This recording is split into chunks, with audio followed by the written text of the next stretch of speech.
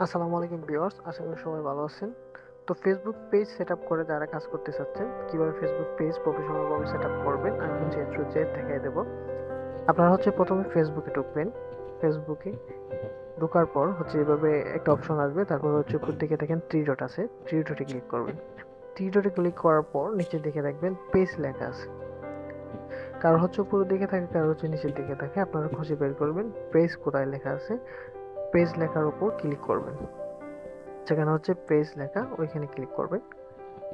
Click করার পর আমি দেখাচ্ছি, দেখেন ওই পেজের উপর ক্লিক করার পর নিচের দিকে দেখেন create create a page, create a page লেখা আছে। তারপর হচ্ছে এখানে আমি যাদেরকে ফলো করে দিয়ে রাখছি বা আমার লোগোটা শো করতেছে, আমার ফেসবুক লোগো।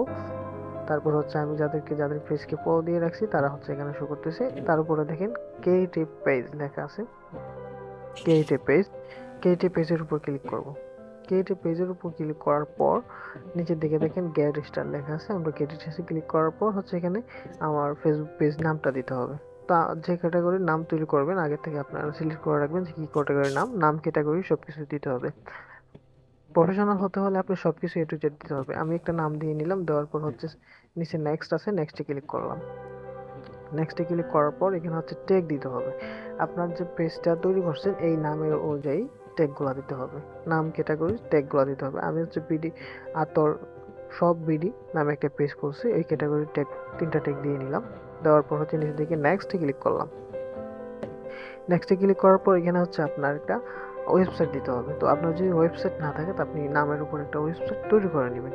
যেরকম হচ্ছে আমি তৈরি করে নিচ্ছি www.atorshopbd.com।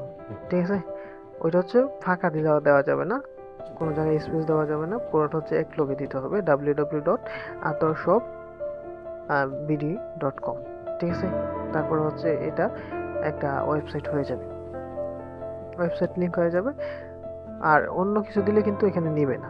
নেক্সট করব, আমি দিয়ে নিচ্ছি ওয়েবসাইট লিংক একটা তৈরি করে ফেলেছি, ওইটা হচ্ছে নিচের দিকে দিলে নেক্সট নেক্সট করব, নেক্সট করলে হয়ে যাবে। তারপর হচ্ছে এখানে আমার কাভার ফটো চাচ্ছে।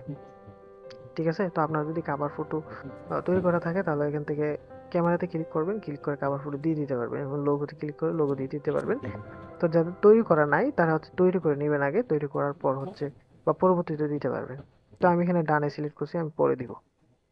ডানে ক্লিক করব, এটা হচ্ছে কাভার ফটো, আর এতে যেখানে শো করতেছে এটা হচ্ছে লোগো।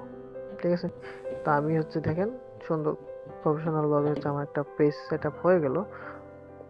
তো হচ্ছে আমি কাভার ফটোটা দিয়ে নিব, আমি তৈরি করে রাখছি। কাভার ফটো কিভাবে তৈরি করতে হয় আপনারা যদি না পারেন তাহলে আমাদেরকে নক দিবেন, আমাদের ইউটিউবে ভিডিও পেয়ে যাবেন, এবং আমাদেরকে পার্সোনাল নক দিবেন কিভাবে কাভার ফটো তৈরি করতে হয়, লোগো তৈরি করতে হয়, আমরা এডিট করা শিখাইবো। ঠিক আছে, ওই যে এর মধ্যে ক্যামেরা আছে, ক্যামেরাতে ক্লিক করলে লোগো পাবেন, লোগো এড করতে পারবেন। তারপর হচ্ছে উপরে কাভার ফটোতে হচ্ছে যেখানে ক্যামেরা শো করতেছে সেখানে ক্লিক করলে হচ্ছে কাভার ফটোটা এড করতে পারবেন। যারা ইউটিউবে যারা পারেন না, আমাকে